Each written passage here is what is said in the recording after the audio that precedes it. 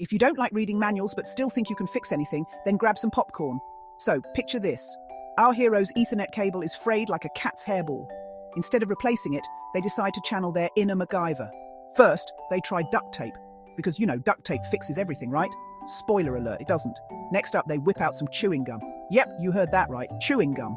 Apparently, they think Wrigley's can conduct a signal. Shocker, it can't. Then, in a stroke of genius, they grab a twist tie from a bread bag.